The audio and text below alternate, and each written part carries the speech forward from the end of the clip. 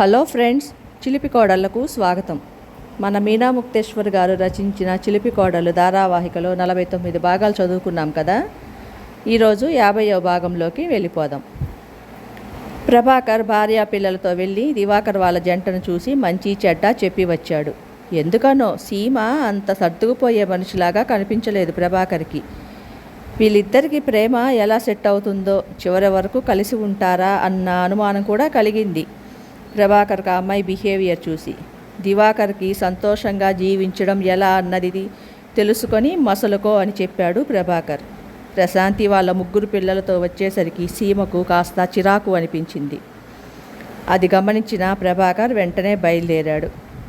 ట్రైన్లో ప్రయాణం చేసేటప్పుడు పిల్లలు ఒకటే అల్లరి. ఉత్తేజిని కూర్చోమంటే అలాగే కూర్చున్నాడు బుద్ధిగా. అనంత్ కిటికీలో నుండి చూస్తూ సంతోషంగా గోల చేస్తున్నాడు. మన సుధీర్ 3 నెలల బిడ్డ అవటంతో తల్లి ఒడిలోనే ఉండిపోయాడు. మీరు ఎందుకు సుధీర్ పుట్టినప్పుడు 2 రోజులు నాతో మౌనంగా ఉన్నారు అని అడిగింది ప్రశాంతి. ఏంటో ఒక ఆడపిల్ల పుడితే బాగుండు అనిపించింది. అది నా మనసులో ఒక రకమైన బాధను కలిగించి నేను మౌనంగా ఉండేలా చేసింది అన్నారు ప్రభాకర్. ఎప్పుడూ అలా ఉండని మీరు అలా అలిగేసరికి నాకు కొంచెం భయం వేసింది అంది ప్రశాంతి. నిజంగా ఆడపిల్ల లేదన్న బాధ ప్రశాంతికి కూడా బాగా ఉంది. తల్లిదండ్రులలో ఆ భావన ఉందని చిన్నతనాన్నే గమనించాడో ఏమో సుధీర్. నవ్వుతూ కేరింతలు కొడుతూ అందరినీ ఆకట్టుకునేవాడు. సుధీర్ నవ్వుతుంటే పున్నమి చంద్రుడు వెలుగులు చిమ్మినట్టు ఉండేది. ట్రైన్లో కొందరు పిల్లలు 3 త్రిమూర్తులులాగా అందంగా ఉన్నారు అని మెచ్చుకున్నారు. ఇంకొకళ్ళు వాళ్ళ అమ్మా నాన్నలు కూడా అందంగా ఉన్నారు, అందుకే పిల్లలు కూడా అంత అందంగా పుట్టారు అన్నారు పెద్ద వయసు వాళ్ళు. ప్రభాకర్ గారికి మాత్రం ప్రశాంతిని చూసుకొని ఎక్కువ మురిసిపోతూ ఉంటాడు. ఎంత మార్పు వచ్చింది ప్రశాంతిలో. ఎంతో అమాయకంగా ఉండేది. ఈరోజు నన్ను విడిచి ఒక్క క్షణం ఉండలేని పరిస్థితికి వచ్చింది ప్రశాంతి. అంత ప్రేమను పంచే ఇల్లాలు దొరకడం నా అదృష్టం అనుకునేవాడు ప్రభాకర్ ఎప్పుడు. ప్రశాంతి కూడా భర్తను చూసుకొని మురిసిపోయేది. ఎలా ఉండేదాన్ని, ఇలా తయారు చేసిన ప్రేమమూర్తి నా భర్త అని తలవని క్షణమే ఉండేది కాదు. భార్యకు ప్రేమను పంచి ఆ ప్రేమలో చక్కటి బిడ్డలను కని వారి ప్రేమతో బాధ్యతగా పెంచుకుంటే ఇంటికన్నా స్వర్గం ఇంకెక్కడ ఉంటుంది అన్న భావన ప్రభాకర్ది. నిజంగా తల్లిదండ్రులు పిల్లలను గమనించి ప్రేమగా పెంచుకుంటే, క్రమశిక్షణగా తీర్చిదిద్దుకుంటే స్వర్గం ఇంట్లోనే ఉంటుంది. డబ్బులు ఎంత సంపాదించి పోగుపెట్టినా చాలా ఇళ్లల్లో సుఖం అన్నది కనిపించదు. ప్రేమలు ఉండని చోట సుఖం ఉండదు. డబ్బు లేకపోయినా కూడా ఉన్నంతలో ప్రేమగా జీవించేవారు ఎప్పుడూ ఆనందంగా జీవించగలుగుతారు. కోట్ల డబ్బు ఉన్నా ఎవరి గదుల్లో వారు ఉంటూ, ఎవరి ప్రపంచంలో వారు ఊహలలో విహరిస్తూ ఉండే చోట ప్రేమ దరిదాపుల్లో కూడా ఉండదు. ఆలు మగల అనురాగం అన్నది చాలా గొప్పది. ఒకరి కోసం ఒకరు ప్రేమతో ఉండే ఆ ఇంట్లో పిల్లలు పుడితే వారి ప్రేమ మార్గంలో వారి పిల్లలు నడుస్తారు. ఎప్పుడూ తల్లిదండ్రులు గొడవ పెట్టుకునే ఇంట్లో పిల్లలు పెరిగాక రేపు వారి సంసార జీవితంలో కూడా డిస్టర్బెన్స్గానే జీవిస్తారు. అందుకే ముందు పునాది వేసేది తల్లిదండ్రులే ప్రేమకు. భర్త గౌరవించిన భార్యకు అన్ని స్థానాల్లో గౌరవం లభిస్తుంది. భార్య ప్రేమించిన భర్తకు అన్ని పాత్రలలో ప్రేమ గౌరవం 2 లభిస్తాయి. ఇక్కడ మనం తెలుసుకోవాల్సింది, ముందు ఆలు మగలు అన్యోన్యంగా అనురాగంగా ఉండాలి. పిల్లలు అన్నీ గమనిస్తూ ఉంటారు. మన నవ్వు చూసి వారి ముఖాల్లో నవ్వులు వికసిస్తాయి. మనలో బాధలు చూసి వారి ముఖము వాడిపోతుంది. మన కోపాన్ని వారు అర్థం చేసుకోలేక వారికి అర్థమైన రీతిలో పెరుగుతారు. అన్యోన్యత, సఖ్యత, నమ్మకాన్ని జీవితంలో కోల్పోయిన వాళ్ళుగా మిగులుతారు. అందుకే అనురాగమైన కుటుంబానికి మూలం ఆదర్శమైన అనురాగమూర్తులైన తల్లిదండ్రులే. ఆ సంగతి పెళ్లి చేసుకునే ప్రతి భార్యాభర్త గమనించుకోవాలి. అలా కష్టపడి ఒకరికొకరు ప్రభాకర్ ప్రశాంతి పిల్లలను ప్రేమమూర్తులుగా దిద్దుకున్నారు. ఈనాడు ప్రశాంతి నిలయంలో సంతోషాలకు కారణం ఆ దంపతుల అనురాగమే. పిల్లలను ఎంతో ఓర్పుగా పెంచుకుంటూనే ప్రతిరోజు అనురాగాన్ని పంచుకునేవారు ప్రభాకర్ దంపతులు. అలా ఉన్న దంపతులకు ఎంత కష్టమైనా సుఖంగానే ఉంటుంది. ప్రేమ బంధం అంత శక్తినిస్తుంది ప్రతి మనిషికి. పిల్లలు కాస్త పెరగటం, ప్రభాకర్ గారు తాత తనకు ఇచ్చిన డబ్బుతో 25 సెంట్లు స్థలం కొనడం, అందులో లోన్ పెట్టి అందమైన ఇంటిని కట్టించడం మొదలుపెట్టారు. సెలవులు ఉన్నా ఖాళీ సమయం ఉన్నా అందరూ కలిసి ఆ ఇంటి దగ్గరకు వెళ్ళి ప్రతి ఒక్కరూ ఏదో ఒక పని చేసేవారు. చిన్నప్పటి నుంచి ఆ ఇంటిని ఆనంద నిలయంలా ఉంచుకోవాలని, ఎప్పుడూ కలిసి ఉండాలని పిల్లలకు నేర్పుతూ ఒక్కొక్క ఇటుక పరచడం జరిగింది. ప్రతి గది పిల్లలకు సైతం తెలిసేలాగా కట్టించారు. అవి కట్టినప్పుడు తాము ఎంత కష్టపడ్డారో అన్న జ్ఞాపకాన్ని ఆ పిల్లలకు బాగా మిగిల్చారు. అందుకే ప్రశాంతి నిలయం అంటే అంత ప్రేమ పిల్లలకు. అప్పటికి సుధీర్ కూడా బడిలోకి వెళ్తున్నాడు. ఇల్లు మొత్తం పూర్తయిపోయింది. ఎప్పుడూ లక్ష్మీదేవిలా, ఇంటి దేవతలా తనకు తోడుగా చక్కటి సలహాలు ఇస్తూ ఉన్న ప్రశాంతి పేరుని ఆ ఇంటికి పెట్టాలని నిర్ణయించుకున్నారు. అలా ఆ ఇల్లు ప్రశాంతి నిలయంగా మారిపోయింది. సుధీర్ 9వ తరగతిలో ఉండగా వరాలమ్మ ఇల్లు వాకిళ్ళు అన్నీ అమ్మేసుకొని 2 కొడుకులకు సగం సగం ఇచ్చేసి ప్రభాకర్ గారి ప్రశాంతి నిలయానికి వచ్చేసింది. వరాలమ్మకు మనవళ్ళతో చాలా సందడిగా సరదాగా ఉండేది. ఆదివారం ఆటపాటలు. ఆదివారం వస్తే చాలు ఇల్లు పండగ. దివాకర్ ఆలోపు హారతితో పరిచయం, సీమకు దివాకర్కు గొడవలు అన్నీ జరిగి వాళ్ళు ఫ్రాన్స్ వెళ్ళిపోవటం జరిగింది. చిన్న కొడుకు జీవితం కోడల వల్ల ఏమీ బాగుండటం లేదని తిగాలు పెట్టుకునేది వరాలమ్మ. ఎంతైనా తల్లి కదా. ప్రతిరోజు వరాలమ్మకు సుధీర్కు ఏదో ఒక పిల్ల తగాదాలు జరుగుతూ ఉండేవి. ప్రభాకర్ గారు ఉంటే మాత్రం అందరూ బుద్ధిగా ఉండేవాళ్ళు. అచ్చం తాత బుద్ధిలే వీడికి అంటూ మురిసిపోతూ ఉండేది వరాలమ్మ సుధీర్ని చూసి. అలా ప్రతిరోజు ఒక పండగలాగా గడిపారు ప్రశాంతి నిలయంలో పిల్లలతో, తల్లితో ప్రభాకర్ జంట. పిల్లలను కూర్చోపెట్టుకొని ఆడపిల్లల పట్ల ఎలాగ సభ్యతగా ఉండాలో నేర్పేది ప్రశాంతి. ఆమెకు అనుభవం ఉన్న బాధను చెబుతూ ఉండేది వివరించి. ఇంజనీరింగ్ కాలేజీలో అడుగుపెడుతున్న ఉత్తేజ్కి అలవాట్లు, సభ్యత, సంస్కారం అన్నీ బాగుండాలని వివరించారు ప్రభాకర్. అలా అనంత్ చెప్పించుకునేవాడు కాదు, కానీ తెలివిగా ఉండేవాడు ఎప్పటికప్పుడే. 3 పిల్లలతో ఇల్లంతా ఎప్పుడు సందడిగా కలకల్లాడుతూ ఉండేది. ఎవరికి ఇష్టమైనవి వారికి వండి పెట్టేది ప్రశాంతి. అత్తగారిని కంటికి రెప్పలా చూసుకునేది ప్రశాంతి.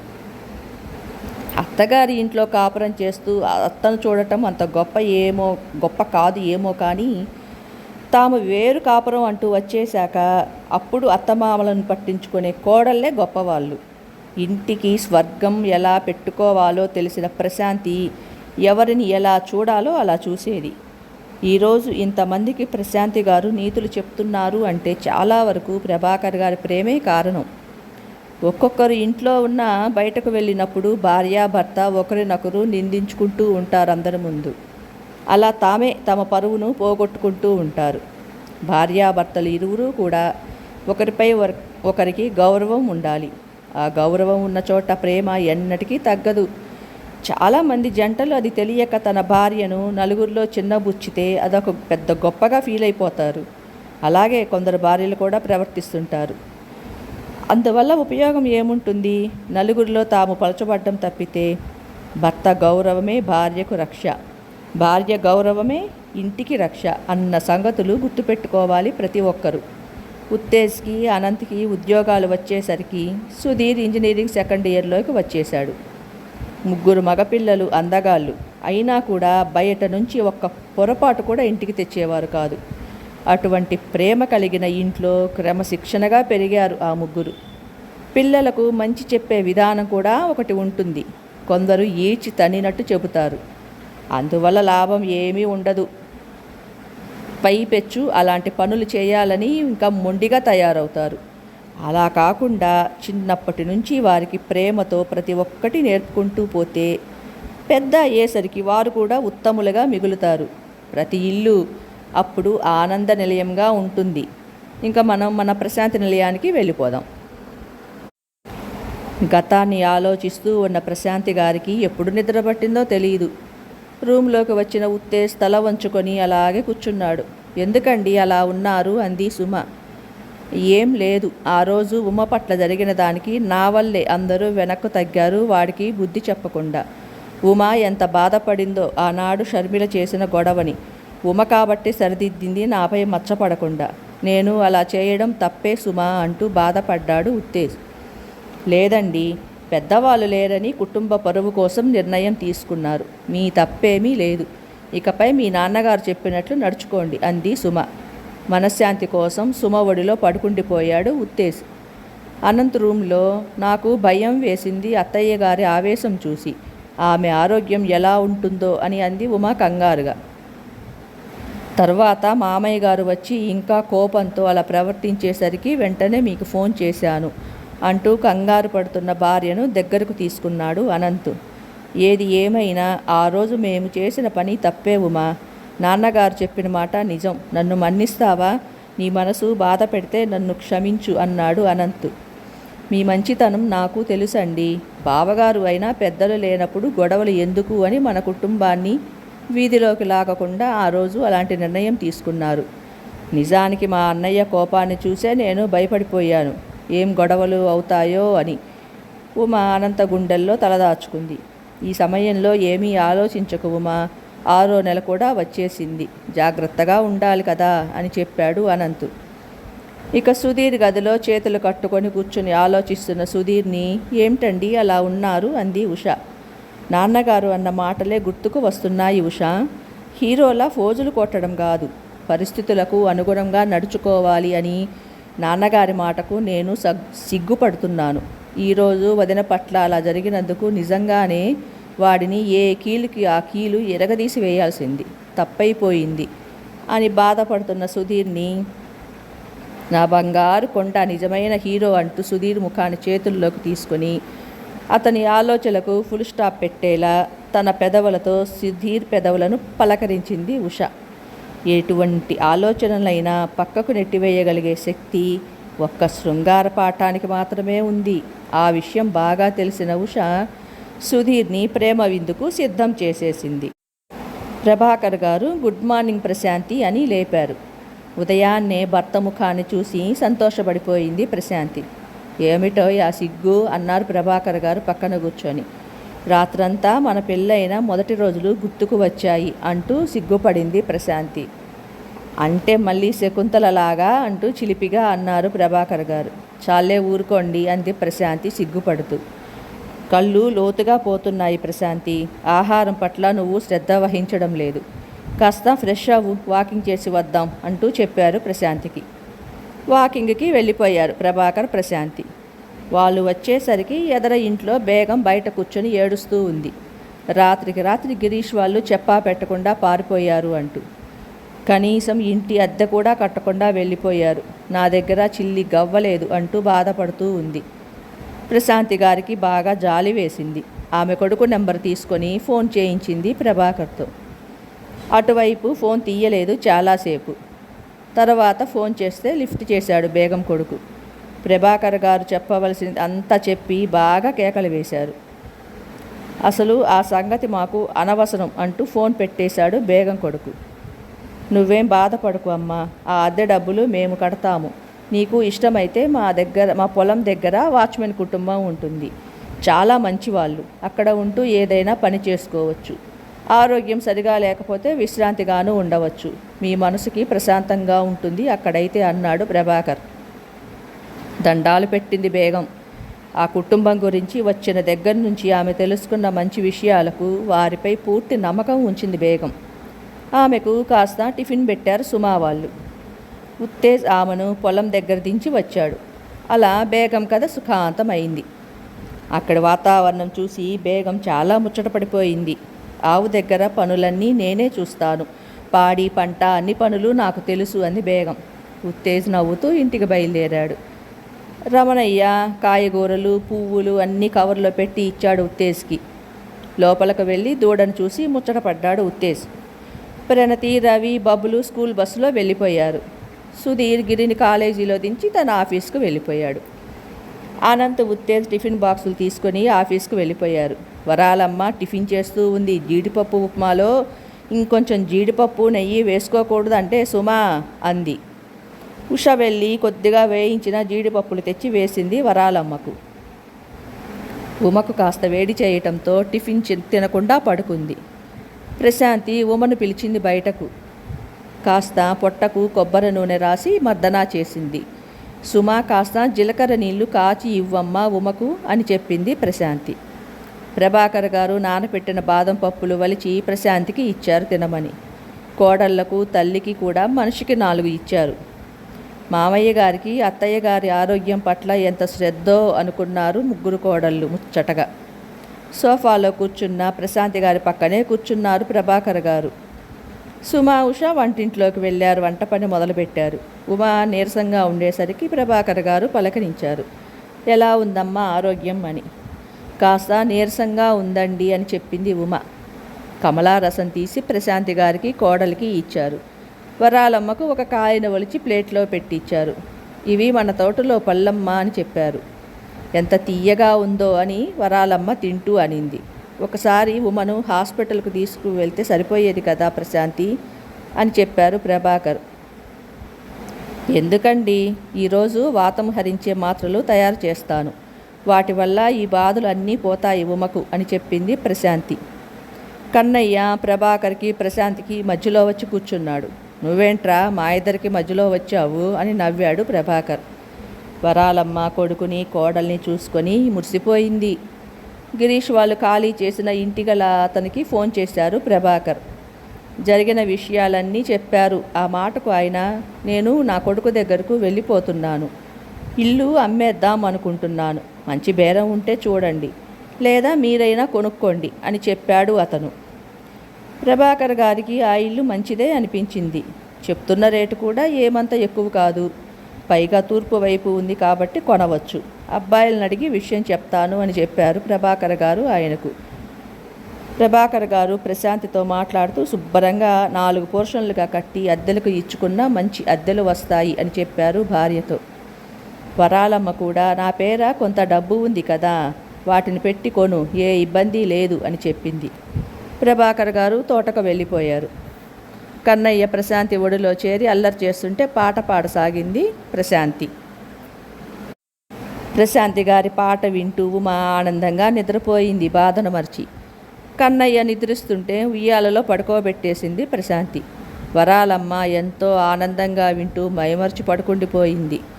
సుమ, ఉష వారి పనులు చేసుకుంటూ ఆనందంగా ఆలకిస్తున్నారు. పొలం దగ్గరకు వెళ్ళిన ప్రభాకర్ గారు బేగంని చూపిస్తూ, తను మా మనిషి, జాగ్రత్తగా చూసుకోండి రమణయ్య అని చెబుతుంటే ఆ మాటలు విని ఎంతో సంతోషపడిపోయింది బేగం. నిజంగా ఒక తమ్ముడి కన్నా ఎక్కువలాగా ఉన్నాడు అని అనుకుంది. అరటి చెట్టు దగ్గరకు వెళ్ళి, అరే ఇది ప్రశాంతి నాటిన చెట్టులా ఉంది, ఒక పక్కన ఎండుకుంటూ వస్తున్నది, ఎండిపోతే అస్సలు భరించలేదు ప్రశాంతి అని దాన్ని ఎండిపోయిన వరకు కత్తిరించి చక్కగా ఎరువు వేసి నీరు పెట్టారు ప్రభాకర్ గారు. కలువ మొక్కలు చక్కగా మొగ్గలు వచ్చాయి. వాటికి పురుగు పట్టకుండా సేంద్రియ ఎరువులు చల్లారు ప్రభాకర్ గారు. అన్ని మొగ్గలు వికసించే టైం వచ్చేసింది. నీరు కాస్త మారిస్తే ఇంకా బాగుంటాయి అని చెప్పి నీరు మార్పించారు. అలా తోటంతా కలిగి తిరిగి ఎక్కడెక్కడ లోపాలు ఉన్నాయో గమనించి అవన్నీ రమణయ్యతో చెప్పి చేయించారు. రమణయ్య భార్య వేడి వేడి టీ పెట్టి తీసుకువచ్చింది ప్రభాకర్కి. బేగం కుర్చీ తీసుకొచ్చి వేయబోయింది. వద్దమ్మా, మీరు పెద్దవారు, ఇలాంటి పనులు ఏమీ చెయ్యక్కర్లేదు అన్నారు ప్రభాకర్. పెద్ద చిన్న ఏముంది బాబు, మంచితనం ఎక్కడ ఉంటే వారే పెద్ద మనసు కలవారు, వారే పెద్దవారు అంటూ కుర్చీ వేసింది బేగం. నిజంగా మీలాంటి వారి దొరకటం ప్రశాంతి గారి అదృష్టం అంది. లేదు అక్క, ప్రశాంతి దొరకడమే నా అదృష్టం అంటూ భార్యను మనసులో తలుచుకొని మురిసిపోయాడు ప్రభాకర్. మనస వాచ కర్మన కూడా ప్రభాకర్ గారు ప్రశాంతి పరిపూర్ణమైన దంపతులు. కలలో కూడా వేరొకరిని రానివ్వనంత అన్యోన్యమైన దాంపత్యం వారిది. సరదాకి కూడా మరొకరిని వారి మధ్యకు తెచ్చుకునేవారు కాదు. అలా ఎవరైనా అడ్డు వచ్చినా వారు ఎలాంటి వారైనా గడ్డి పరకతో సమానంగా చూస్తారు ఆ దంపతులు. వారి సుదీర్ఘ ప్రయాణంలో చిన్న మచ్చ కూడా లేదు. నాటికి నేటికి వయసులో మార్పు వచ్చింది తప్ప మనసులోని ప్రేమ పెరిగిందే కానీ తరగలేదు. అటువంటి వారిని ఆది దంపతులుగా మనం చెప్పుకోవాలి. ఇంకా అటువంటి దంపతులు ఉన్నారు కాబట్టే ప్రకృతి వైపరీత్యాలను తట్టుకొని ఇలా నిలబడుతుంది ఈ భూమి. దంపతులు అంటే సాక్షాత్ ఆ ఆది దంపతులు శివపార్వతుల అంశ అని అర్థం. ఆ జ్ఞానం తెలిసిన నాళ్ళు పవిత్రంగానే ఉంది దాంపత్య జీవన విధానం. మత్తు పానీయాలకు మత్తు పదార్థాలకు అలవాటు పడిన నేటి జీవన విధానం సంపూర్ణ దాంపత్య జీవిత విధానానికి గండి కొట్టేసింది. మత్తులో ఎక్కే కిక్కు, అంతకు మించి మత్తు మరిగిన నేటి సమాజ విధానము, పెళ్లి మీద పెళ్ళిళ్ళు చేసుకుంటూ అక్కడికి తృప్తి చెందలేక విడిపోతూ ఉన్నారు. 7 జన్మలకు మనమే భార్యాభర్తలం అనుకునే అందమైన సాంప్రదాయం నుండి కుదిరితే 7 పెళ్ళిళ్ళైనా చేసుకోవచ్చు అనే దౌర్భాగ్యపు వ్యర్థమైన కుసంస్కృతిలోకి కొందరు విచ్చలవిడిగా అడుగులు వేస్తున్నారు. మనం మంచి మార్గంలో నడుస్తూ మన కుటుంబాన్ని చక్కటి సరియైన మార్గంలో నడిపించుకోవాలి. అలా ప్రతి ఒక్కరూ ఎవరి కుటుంబాన్ని వారు సరిదిద్దుకుంటూ పోతే సభ్య సమాజంలో తప్పక మంచి మార్పులు వస్తాయి. సుధీర్ వాళ్ళు ఆఫీసు నుండి వచ్చేసరికి వరాలమ్మ హాయిగా నిద్రపోతుంది.